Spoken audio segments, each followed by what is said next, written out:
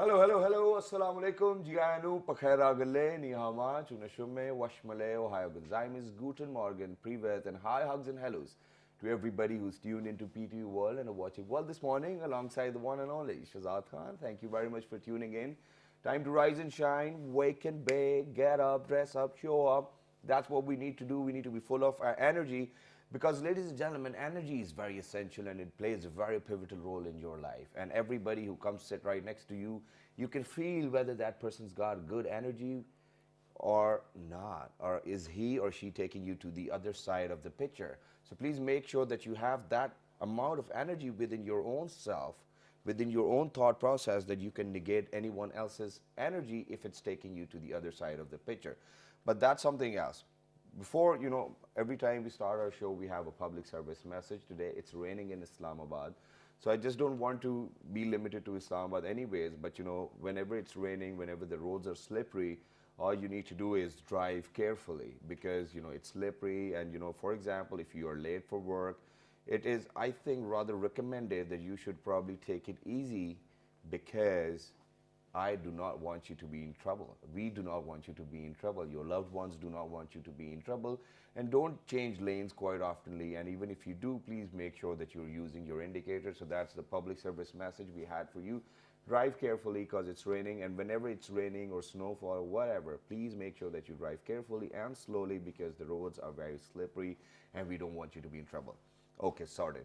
Now, let me just come to the point where, I want to share, or I think that, I'm going to take the advantage of this opportunity that this lady who's in the studios today, I think she's going to be a source of inspiration for all of those women who are out there and even men. Because what she has done is something which is very outside the box, first of all, and then the way and, all of those facilitations which she had, they were very limited, and even then she had it. Now, what am I precisely talking about is something which I don't think that many people could actually do. So ladies and gentlemen, I'm talking about a lady who's counseled more than 5,000 women. Then I'm talking about a lady who, even though she had muscular dystrophy, she never stopped. She kept on going and she thought that I'm going to do something which is going to make me proud and my country proud as well.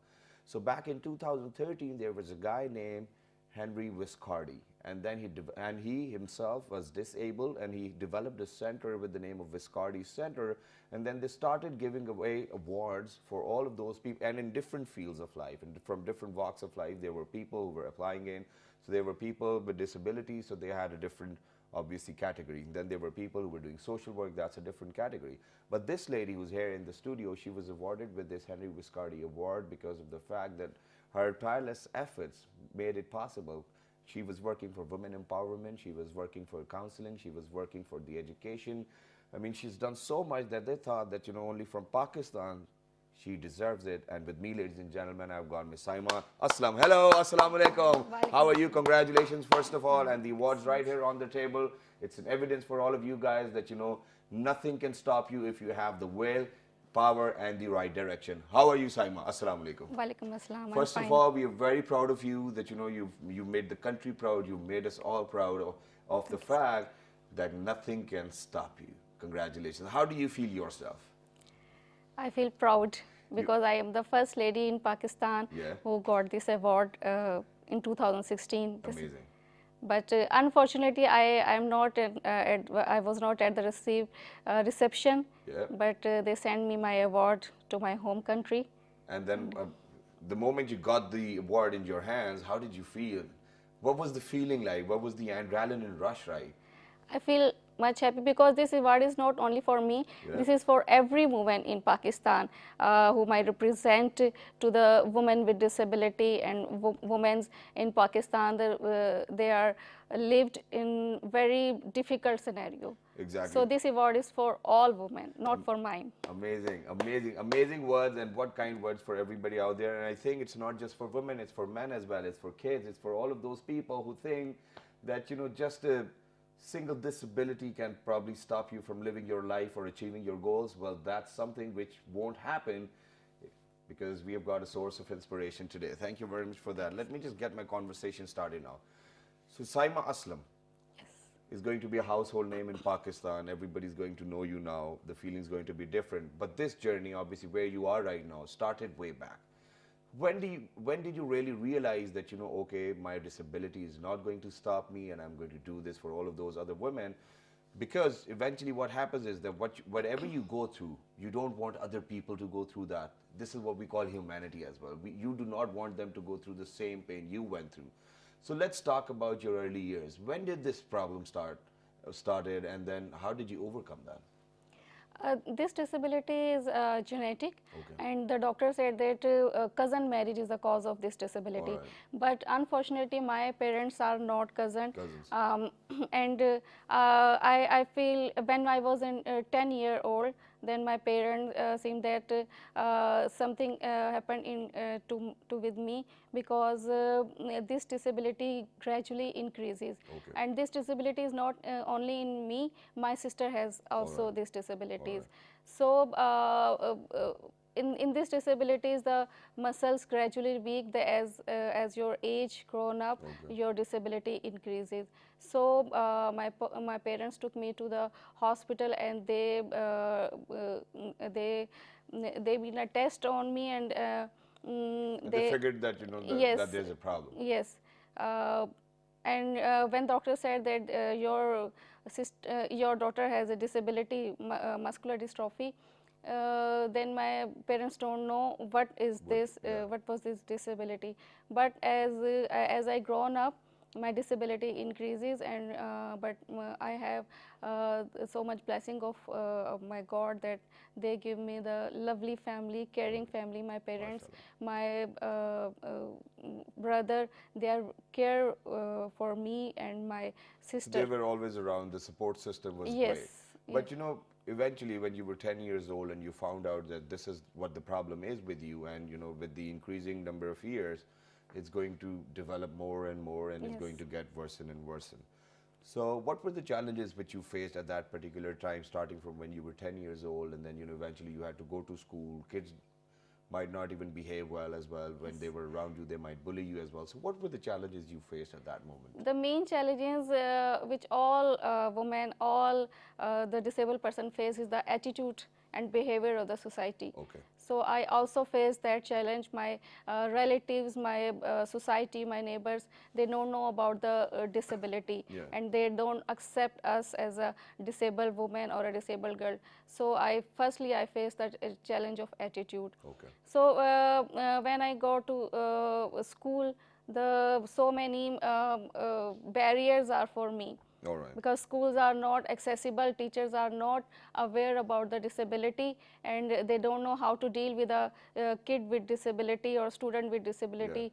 So I was very much disappointed at that time, but I continue my journey, and I have done my matriculation examination in high first division. I got scholarship. So you kept on going to school? Yes. It didn't stop you, whatever the attitude was of those children or your neighbors or the family relatives.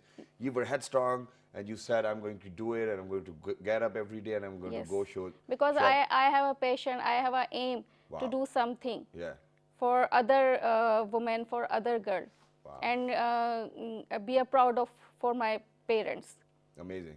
I think I'm going to mention it over here that Saima's parents, if they're watching us right now, and her brothers and her sister, I think partially you guys have played I mean, people might not even agree to that, but I'm saying partially, because 50% it might be the support system, but all of that 100% which goes into this success and her success as well is because of the fact that she herself was motivated enough and she was dedicated towards her goal.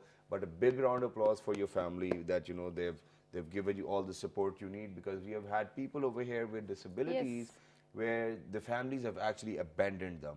They do not even want to see them. They do not even want to meet them. So there are two different things, right? On the left-hand side, we do have people within the society that their own kids, if they get disability or if they are in a problem, they have abandoned their kids. But on the right-hand side, we've got such a beautiful example, and that too of a daughter over here in Pakistan, that they have supported you, and they've made sure that you go to school. They have made sure that you did your BSc as well in mathematics and statistics as well. And wow, I mean that's just great. But then, when you were done with your matriculation and your problem was increasing day by day, when was Saima thinking that, okay, just because of the fact that I'm facing such harsh realities, I do not want anybody else to face such reality? When was that thought process going on in your head? What was that time? For example, when you were in your first year, second year, when did you realize that this is what I wanted to do? In 2005, I joined when earthquake in Pakistan, Yeah. the major earthquake. At that time, an organization that's called DPO, Disabled Person Organization, start working in Islamabad, and they Right. find me and my sister also to work in a DPO. At that time, that was my first time when I joined the DPO, and when I went there, I realized that there's so many people with disability working for other disabled person. So they guide me, they taught me, and they tell me about my disability, what was its causes, and in future where I stand. So I realize and I own my disability. I love myself because I know when I love myself, the other society also love me. Because when I hate ourselves, nobody can love me. So Beautiful that words. time I own my disability, and this was not a quick process, a time to me to Obviously, you do need understand. time to Yes, understand. Yeah. so I was working in that organization around about 6 years, Yeah. and in that 6 year period, I realized that this is my lifestyle. Yeah. I live with my disability, and I am proud I am a disabled woman. Very nice, and thank you very much for sharing that thought process as well. For all those people who are out there and who think, what happens usually is, in our daily routines, whenever we are working or doing something, even if we get injured, for example, even, if we get our fingers stuck into the car door or whatnot, it hurts so much that you do not really feel like doing anything at all till the time that it's healed. So, for somebody who's disabled and, they know it already that it's not going to recover, it's not about losing hope. It's about accepting that reality and then moving on with that. So you have this bag at your back where you keep on putting all of these things inside, which you cannot change in life. And if you can, obviously you will work on it. But, if there's a point, or, we have reached to a time where the research says that, okay, it can be cured with these facilities. So all you have to do is put it in the bag, zip it up, and start climbing. That's what we need to do, and that's what you are doing. But genuinely asking, well, how is it to have a muscular dystrophy, and what kind of hurdles do you face in your daily life routine? At that state, I have my disability is going severe. So I use a personal attendant service 24 hours. All I right. cannot change my clothes, Yeah. not taking shower. Okay. Even at night, we need a attendant. And use power wheelchair because I cannot ride my manual wheelchair Okay. myself. Okay. So to do my daily tasks, 24-hour I need attendant. So you know that this is the big challenge for a person who is dependent on other. But I understand my disability and know that the management of life is the good thing for to do to serve in a Exactly. life. So to using attendant 24-hour, I feel proud. I can go everywhere. I visited You're here so in the many. studios, hey. Yes, Yeah. I visited so many countries. I learned from so many countries, that is USA, Thailand, Japan. Wow. I've been there and learned the disabilities and disability issues, because in Pakistan the woman with disability faces so many barriers. All right. I am here because of those women who are still in their homes. They have no opportunities. They have no guideline. Their And, parents. and and that's what I wanted to talk about. That's where I wanted to come down to, at this part of conversation, that this is what your real motto is. This is Yes. what your motive is. This is what you want to do. And since you have gone through it, so you can probably give us a better guideline, and to all of those people who are out there who are pretty much interested in that. So go ahead, share all of those experiences. What have you done for all of those women you think they do have the opportunity. I'm not going to say that the opportunity is not there, because opportunity needs to be created. They do have the opportunity, but they do not have particular Guideline, guidelines yes. to go on and then follow their dreams. So how do you think that you're counseling them and helping them and empowering? I think the women with disability who are still in their home, they're facing the barriers because their parents do not know about their disabilities. All right. They feel that her children or her daughter have disability, they have still their home. They have no right to go outside. So I am working on the rights of women with disability, and also working on the solution of the women with disability, because we know the issues. Because we have so many issues in school, in colleges, we have no Even at accessible work and at workplace, no safety workplace for women with disability, no building who are accessible for the the infrastructure is not person like with that. disabilities Exactly. or a woman with disabilities. So there are no job criteria. Even we have a quota in job system, but we have no specific things to All do right. their Okay, job. yeah, you can do that, or Yes. probably have a proper career line. Yes, Yeah. so no, actually, we feel that disability is not in our inside. Disability is outside. Okay. If Very nice. if our society is accessible, likewise in America and Japan and other countries, they give the facilities to the person with disabilities. Exactly. So at there we facing no disability I barrier. mean, just imagine. Okay, I know that I think that was a great deal, and I'm going to mention it over here as well. We all know that Metro is a very successful project over here in Pakistan, and I think it was the very first kind of a project where it's inclusive of all people. For people from all walks of life, even if people with disability can probably ride on a metro as well. And I'm going to congratulate our Prime Minister Mia Mohammad Nawaz Sharif as well, and the Chief Minister of Punjab Mia Shahbaz Sharif Saab. As a matter of fact, before metro, there were quite a lot of problems. Now the metro is only in Lahore and Islamabad at the very moment, and then they're developing one in Multan as well. And then there's Orange Line train coming. I think I'm going to appreciate such projects because, we can move around. These people can move around as well. Okay, she's got an electronic wheelchair, but then as a matter of fact, how do you think she will board a bus? So what they did was they made sure that it was on the level, and then the lifts were there, and the elevators were there, the escalators were there.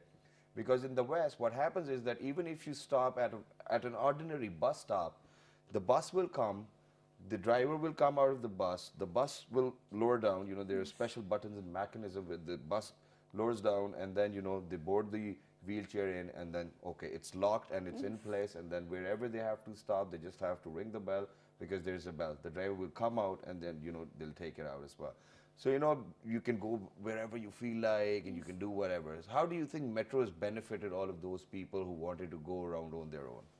Yes, in last decade, the person with disabilities or woman with disabilities seems to be invisible, because the major cause of our issues are that we are not visible. The 50%, we know that 15 to 20% of population are person with disabilities, Okay. but where they are? They are not visible. Right. So if the accessible society for us is there, then our visibility is more. So metro bus or other things the government should do for the person with disabilities, very useful for us. So the person or a woman who are still in their homes, they wanted to come out their home, but before metro bus, we used cab or a taxi, and Exactly. they're very expensive for us. But after metro bus, the person with disability or woman with disability, they enjoy their life. They go because everywhere. because the infrastructures of that sort, the infrastructure makes it inclusive for them as well. I mean, they can be on their own. But as in terms of, for example, for somebody with disability, how do you think that it gets difficult to find a job as well, and then to be independent? Yes. Okay, so go Still, ahead. still, Explain. still, job is finding the job is very difficult for All right. those women with disabilities. Even they have in masters and PhDs, Yeah. but they don't find the jobs. Okay, so if they cannot find a job, what will be your opinion or suggestion to them?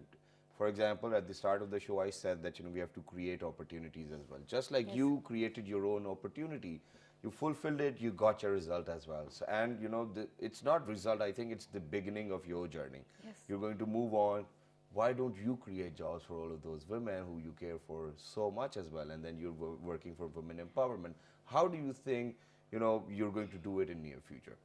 Yes, my aim or my goal or my wish is to first of all they come out of their homes. Yeah. They know their disabilities. They meet me or any other role model who are motivation for them. When they understand or when they accept their disabilities, they they go everywhere in every field. All right. I think that's a cool thing to say as well. That, you know, for example, if you're not going to step outside your house or your comfort zone, that, oh, I don't know what people will say, or you will whine about it. How do you think that you will bring about a change?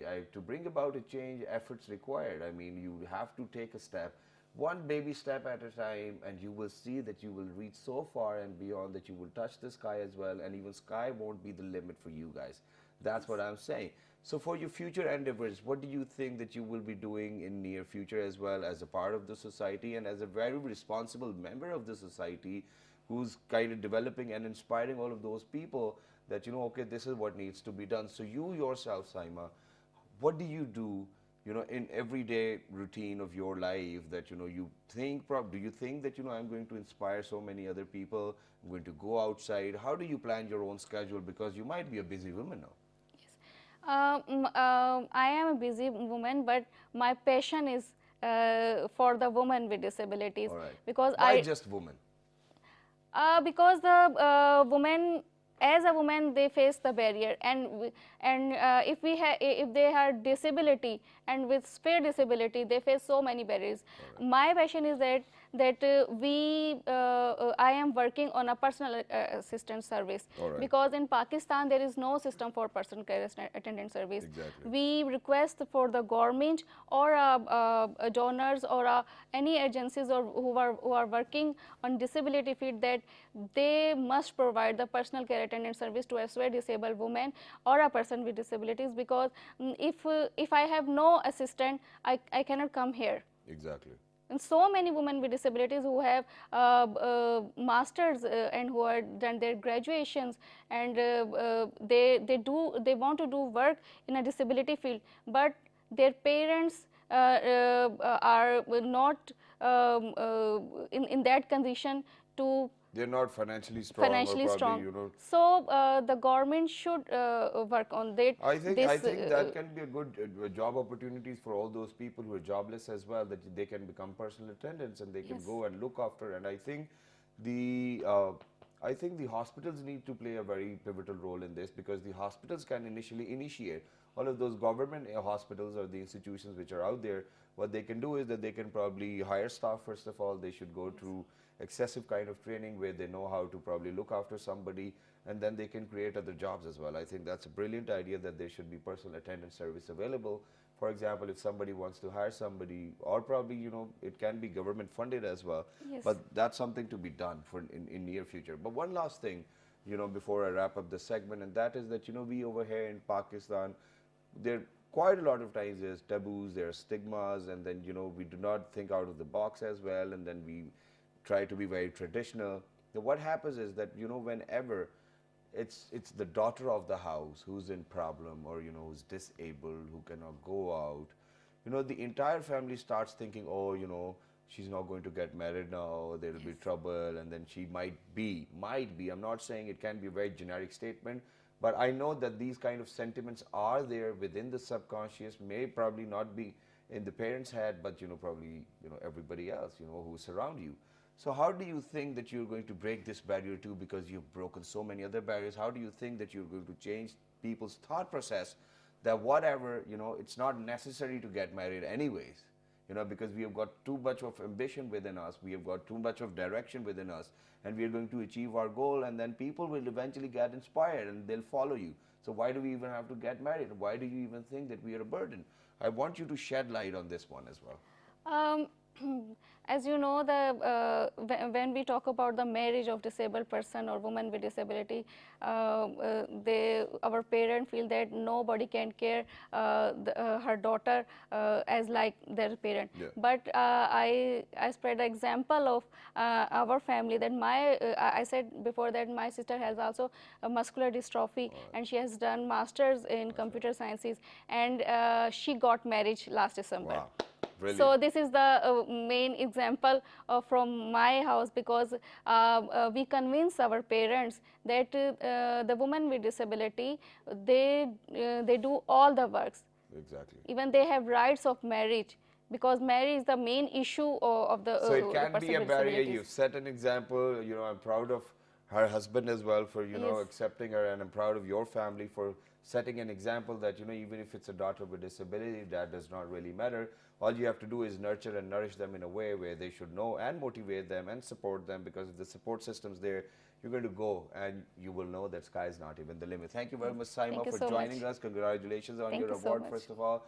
Do not stop, keep on going, and we'll always be here to support you. But ladies and gentlemen, at this very moment, all we need to do is go for a short break, take a deep breath, and pray for all of those people who are out there, are disabled, want to do something but can't. And other than praying, support them. Change your attitude, change the way you look at them. Make sure that you give them that sight and that knowledge, or whatever experiences you share with them, that they would feel inclusive within the society and they feel at par with you.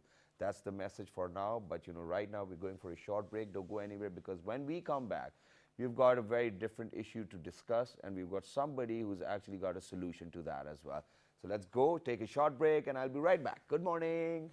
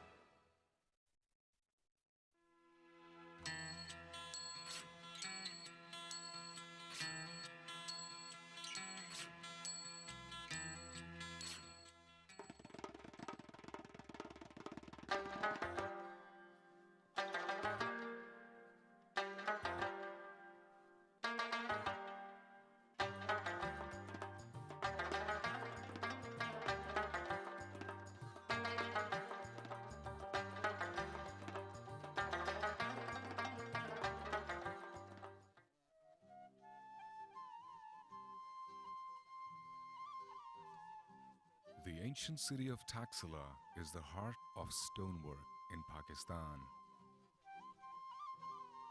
This art, which has been preserved and practiced for centuries, can be seen on many major landmarks of the country. Notably, the Pietra Dura work in the Lahore Fort's Sheesh Mahal. These stone products take days to complete and require immense precision and skill from the craftsmen. The final products are perfect for souvenirs, gifts, and decoration pieces, each depicting the richness of Pakistani culture at its best. Camel skin and ivory craft are trademarks of Multan's handicraft repertoire. Camel skin is cleaned, dried, and mounted onto molds, which can be of any shape desired. Multicolored lacquer painting is then used to ornament the molds, which in the end bear a Mughal or Persian feel. Ivory is crafted into pens, chess sets, jewelry, and other accessories such as keychains by the expert craftsmen.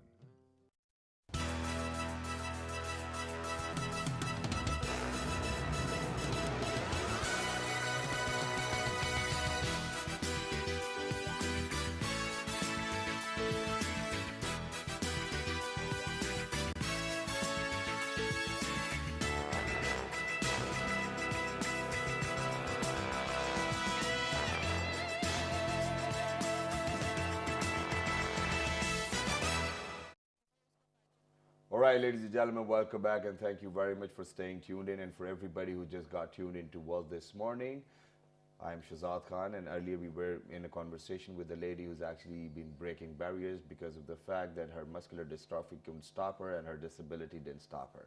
But now it's the second segment, and in this segment what we're going to discuss is that I've seen quite a lot of people who are expats who live abroad, and they've been living abroad for, I don't know, I think 4 or 5 decades or probably 3 decades. And in all of this time, what happened was that, obviously over here as a Muslim family or as a Muslim community, whenever our kids are growing up, we need Islamic teachers or preachers to teach our kids what our religion is, and then all of those mandatory things which we are supposed to do within the religion. But now what about all of those people who've actually moved abroad and they live in a community which is probably Muslim minority, and it's very hard for them to get people who can teach Quran, people who can tell how to offer your prayer, people who can make you learn the mandatory things of your religion. So there's this guy who comes up, because I've gone through that experience. I've got a nephew of mine, and they're in England, and I could, whenever I would go over there, I would see that, his parents were actually worried that, okay, we do not know how to teach Quran and what to do and what not to do. So what they did was that they hired a teacher online, and then he would come over onto Skype and teach the kid. But then eventually the kid loses interest as well. That's how kids are. But as a matter of fact, the guy we have been joined by right now, he's with us in the studios. He came up with this idea of developing different applications and making it a lot easier for all of those kids who were out there in different countries, and to give lessons about basic Islamic teachings. So I think I'm going to introduce this guy. He's none other than Mr. Danish, and he's been living in Washington for the last 26 years as well. Hello, sir. Assalamu alaikum. How are you? Walaikum assalam ji. So 2,500 students Yeah. in 20 countries. How do you feel about it, first of all? Well, I feel good because obviously when I started this, the purpose was to teach people worldwide, from the comfort of their home and the best possible way. And then also one-on-one education, because when I was myself personally in living Maryland, we found it very difficult to find the right tutor. As a matter of fact, my wife was able to track one of the tutor, and then online?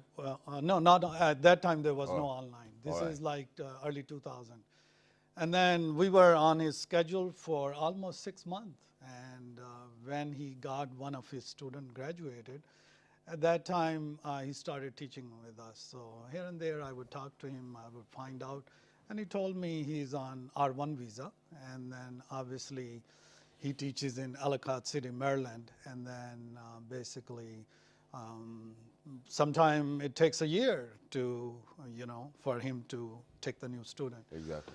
So initially I started talking to him. I was in technology. Back then I had 14, 15 years of experience managing large-scale teams in wireless system. I was senior director in engineering and operation. And then I asked him, how about if we teach it somewhere from Pakistan or overseas? And he started laughing. He said, look, I can't even teach students sitting in front of them. How are you going to teach them from 10,000 miles away, And so, alhamdulillah. And the internet wasn't there. It wasn't really accessible to everybody. Yeah. At least over here in Pakistan, you had quite a lot of issues, because most of the time the only thing which happens to us is, which is the worst, that the Wi-Fi signals drop, or probably the range is not proper, or the electricity shortage would abruptly just be there. So there were quite a lot of challenges you might have faced, but now eventually, after all of these hardships, 150 teachers and different lesson timings, and in 20, if you've got students in 20 countries, the first challenge probably is that all of those teachers have to come in at their own time, and that can be at night time as well, that can be very early in the morning, that can be daytime. So how do you, probably manage all of that? Because then people do have issues. They have their own lives. How do you do that? Yeah, basically we have different shifts here. And then obviously we have director, we have managers, we have other coordinators. So this is, you can say, an organization, with the IT people. And you guys are now based in Islamabad as well? Yes, Yeah. we are. Okay, that's great. So now let's talk about the crux of it. Okay, so for all of those parents who are out there who want a tutor for their kids, what do you think that they need to do to be in contact with you so that they can probably get a tutor for their kid? And what different subjects are you offering for tuitions? Yeah. Basically, we have a website, qurranreading.com. So if you go there, we have all the available classes. We mainly have been focused on very basic elementary education. All right. It's basic teaching, it's Quranic tajweed. It's basically, we have a lot of apps. I mentioned we have about 150 apps. Yeah. When we started teaching, a lot of parents had complained, look, you are charging, for this service. And obviously, most of them, they don't understand this is a large-scale organization. We have network, we have a building of 8,000 square feet. Yeah. And all the tutors, they also need their salary, But alhamdulillah, I'm happy that in last 3 years, we have developed 150 applications. So for people who are not able to take the live tutoring one-to-one, they can go on our website on QuranReading.com under the App Store, and they can find all those applications that are basically free. There's a little bit advertisement, and so basically you take those. So I had about 60 to 65 programmer and 150 tutors. They got together. So this is a combination of tutors and software developers who have pretty much whatever we teach one-to-one live through internet. Now it's also available on your phone, iPhone or Android phone. And the purpose is to get this basic education in the hands of kids where, it's and like... it's easily accessible as well, and you can understand it easily as well. But then, how do you make sure that, if for example, if it's like one-on-one sessions and all of that, how does the payment method work? I think that's the other question they might want to ask, because, they might be somewhere else, and then you are over here. We do not have PayPal over here. I don't know what to do. So then what solutions do you have over there? Yeah, basically for all the parents that are abroad, the main company or organization is Extend Knowledge. So basically they are dealing with American entity. And then, so we have PayPal, we take all the credit card, we have bank transfer, so it's very easy, And they don't have to worry that they are dealing with overseas entity. They are dealing with Extend Knowledge of Maryland, USA. So, Very nice. But then there's this, I don't know whether I should say that or not, but then you might have this insecurity as well that, for example, when you start tutoring or giving out lessons, people might run away as well without paying. What do you do about that? Yeah, well, I already know that it's a good cause, and, so. But does this really happen? Yeah. Did it? Yeah. Did it Oh, yeah, it does happen, so. What do you do then? Yeah. Do you have a solution for that? There's no solution. There's no solution. We just live with that. Okay, so imagine the irony is that people are taking lessons for Quran and Islamic teachings where it tells us that, please do not cheat, and people run away without paying. Yeah. That's the irony, I think. But, sir, I think the only reason to have you over here on the show is to probably tell you that you're doing a fabulous job. And it is superb indeed. Thank you very much for coming up with such an idea. But do you think that in days to come, you will probably expand to other religion knowledge as well? For example, there's Christianity, you can probably work on that too. And that's a brilliant idea, and I'm going to ask for the money too, because I'm telling you to extend in these areas. Do you think that since this is such a good business model, that you can pretty much do each and everything if we're talking about in terms of religion or whatever people believe in? Do you think that you will probably move on to that side as well? Yeah. I think even just concentrating on the Islamic basic education, because when you look at it, Christianity, another religion, I truly believe there are a lot of players, that are established. They are pretty good. They have conventional education system, online education system, mobile applications. So I would wanted to stick with Islamic education. Why? Because it's such a vast field that even if we can cover that in a nice way, I think that would be great achievement. And you're still working on that? Sure. For example, when we started in 2005, it was face-to-face education. So we took it to online. And then about 3-4 years ago, when people became very comfortable, and especially kids, for them it's second nature, and we moved on to mobile application. And we have now seen that kids are using the watch, and Yeah. we are already developing, have started developing. So you see every 3-4 years, there's something new will be coming up. Yeah. So I think even if we can cover the Islamic area, this would be great.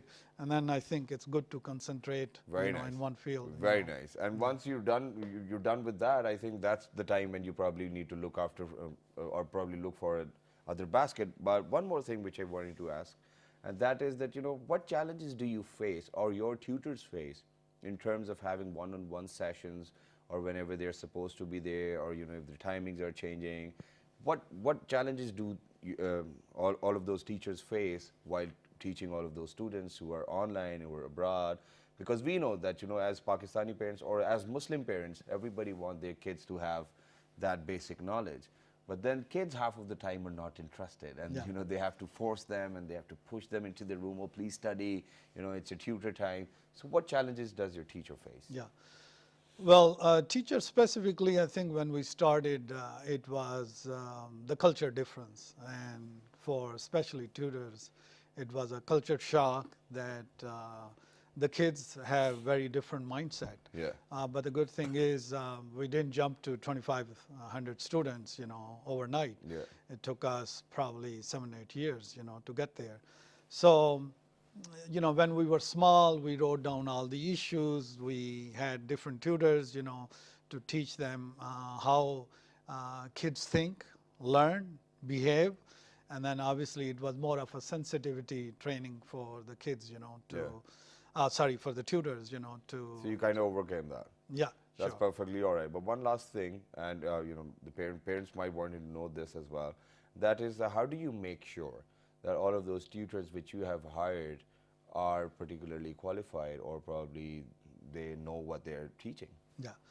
Basically, when we are hiring, we have criteria that they should have basic education, Islamic and non-Islamic. Right. And then we have internal train the trainer kind of, tutors. It's their full-time job. When somebody's coming in first couple of months, we give them sensitivity training. We train them, this is how we teach. This is, if they are a little there's a bit proper weak, SOP for sometimes that. they are weak. In abroad, most of the parents want to get education with tajweed. So if we see that they are weak, we provide them those, and we give them basically those applications that we have, and we train them on site. And we ensure before they get on teaching, these kids, they are fully trained, not just in Quranic education, in tajweed and basic Islamic, but also they know how kids behave, how to get their attention. Because you mentioned, it's very difficult for keeping kids over the internet, focused on teaching and interested. A great job done, sir. Thank you very much for coming over. Thank you very much for showing up. But one last time, please share the website. Yeah. Go ahead. Yeah. Look straight into the camera. It is QuranReading.com. And basically, if you are interested, there are phone numbers from different countries. There's also an email address. And then if you just wanted to learn on your own, on your mobile phone, for parents, for kids, it's the App Store where you can basically download iPhone apps, Android apps. So please do visit our website. Thank you very much for that. Thank you very much for your future endeavors, and for all those parents. Yeah, the links are there. But other than that, there's a gentleman. Okay, we need to come down to a point where I have to share the vegetable of the day. And let's see, what do we have for today? I think it's potato. Go ahead. All right, so talking about the health benefits of potato, it's rich in vitamin C, B6, copper, and magnesium. Helps control blood sugar levels. Best energy producing veggie, resists stroke and heart attack, reduces inflammation, liver cleansing. I guess it's high in fiber too, and it's low in sodium, high in vitamin A, and prevent kidney stones. Wow, so this is it for potatoes. We're very short of time, and now we really have to wrap up the show as well. So if there's anything you guys need to ask, please don't mind, just log on to our Facebook fan page, which is with the name of World This Morning. On Twitter, it's World This Morning without a G. On Daily Motion, YouTube, oh yeah, it's World This Morning once again. And the repeat is going to be at 11 p.m. Till the next time, look after yourselves. Good morning.